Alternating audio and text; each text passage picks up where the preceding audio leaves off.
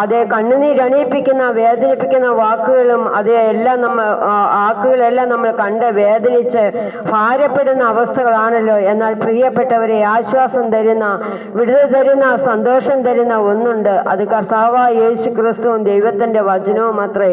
കാലം തികഞ്ഞു, ദൈവരാജ്യം സമീപിച്ചിരിക്കയാൽ മാനസാന്തരപ്പെട്ട് സുവിശേഷത്തിൽ വിശ്വസിപ്പീൻ. മറ്റൊരുത്തനിലും രക്ഷയില്ല.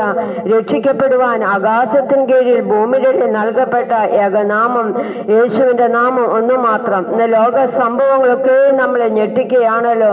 എന്നാൽ പ്രിയപ്പെട്ടവരെ, ദൈവത്തിന്റെ വചനം പറയുന്നു, ഈ ലോകത്ത് യേശു കർത്താവ് മനുഷ്യ ജഡമെടുത്ത് കടന്നു വന്നത് നമ്മുടെ പാപത്തെയും നമ്മുടെ രോഗത്തെയും വഹിച്ച് നമുക്ക് നിത്യജീവന് നൽകിത്തരാൻ വേണ്ടിയാ. ഇന്ന് നമുക്ക് ലോകത്തേക്ക് നോക്കിയാൽ കാണാൻ കഴിയും, ആളുകളുടെ ജീവിതത്തിൽ ഓരോ പ്രശ്നങ്ങൾ കടന്നു വരുമ്പോൾ ഓടിപ്പോയി ആത്മഹത്യ ചെയ്യുകയാ. പ്രിയ സ്നേഹിത, ആത്മഹത്യ ചെയ്യരുതേ. ആത്മഹത്യ ജീവിതത്തിന്റെ പ്രശ്നത്തിന് പരിഹാരമാകയില്ല കേട്ടോ.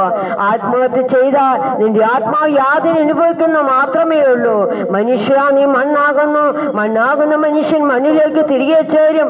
എന്നാൽ നിന്റെ ആത്മാവിന്റെ വില എന്ന് പറയുന്നത്, ഒരു മനുഷ്യൻ സർവ്വലോകവും നേടിയാലും അവന്റെ ആത്മാവിനെ നഷ്ടമാക്കിയാൽ അവന് എന്ത് പ്രയോജനം?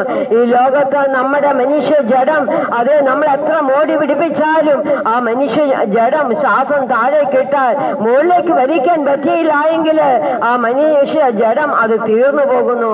എന്നാൽ നമ്മുടെ ആത്മാവ് ശരീരത്തുള്ളപ്പോൾ നമ്മൾ ഓടുന്നു, ചാടുന്നു, നടക്കുന്നു, കാര്യങ്ങളെല്ലാം ചെയ്യുന്നുണ്ട്. എന്നാൽ പ്രിയപ്പെട്ടവരെ, നമുക്ക് വേണ്ടി ജീവൻ തന്നെ സ്നേഹിച്ച ഒരു സ്നേഹമുണ്ട്. അതാണ് യേശുവിന്റെ സ്നേഹം എന്ന് പറയുന്നത്. ആ യേശുക്കാരൻ്റെ ലോകത്ത് അത് നമ്മുടെ എത്ര പ്രിയപ്പെട്ടവരെന്ന് പറഞ്ഞാലും അത് അവസാനം ഒരു പിടി മണ്ണിൽ അവസാനിക്കുന്നു. എന്നാൽ യേശുവിന്റെ സ്നേഹം എന്ന് പറയുന്നത് അവസാനത്തുള്ളി രക്തം വരെയും വാർന്നൊലിക്ക് തന്ന സ്നേഹമാണ്. ഈ ലോകത്തിലേക്ക് നമ്മൾ നോക്കിയാൽ നമുക്ക് കാണാൻ കഴിയും, അവിടെ ഇടങ്ങളിലൊക്കെ യേശുവിന്റെ നാമത്തിൽ വലിയ കൂട്ടങ്ങൾ, ചെറിയ കൂട്ടങ്ങളൊക്കെ ഉണ്ട്. യേശുവിന്റെ നാമത്തിൽ വലിയ അത്ഭുതങ്ങളും അടയാളങ്ങളും നടക്കുന്നുണ്ട്. എന്നാൽ പ്രിയപ്പെട്ടവരെ, യേശു ഭൂമിയിൽ കടന്നു വന്ന, മരിച്ചു, അടക്കപ്പെട്ട് സ്വർഗാരോഹണം ചെയ്ത് പോകാൻ നേരത്ത് ഇത് പ്രകാരം പറഞ്ഞു, ഞാൻ പോയി നിങ്ങൾക്ക് സ്ഥലമൊരുക്കുവാൻ പോകുക. ഞാൻ സ്ഥലമൊരുക്കി എന്റെ മക്കളെ ചേർക്കാനായി ഭൂമിയിലേക്ക് വീണ്ടും കടന്നു വരും. അതിനു മുമ്പ് എന്റെ കാര്യസ്ഥനെ ഞാൻ നിങ്ങളുടെ മേൽ അയക്കും. ആ കാര്യസ്ഥനാണ് കേട്ടോ പരിശുദ്ധാത്മാവ്. അത് ഭൂമിയിൽ ഓടാടി നടന്ന് അത് വിശ്വസിക്കുന്നവരെ, രോഗികളെ സൗഖ്യമാക്കി, മരിച്ചവരെ ഉയർപ്പിക്കുന്ന വലിയ അത്ഭുതങ്ങൾ ചെയ്യുന്നു. എന്നാൽ ആ യേശു ഭൂമിയിലേക്ക് കടന്നു വരാൻ കാലമായി കേട്ടോ.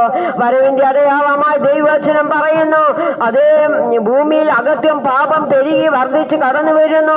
മാത്രവുമല്ല, യുദ്ധം, ക്ഷാമം, ഭൂകമ്പം,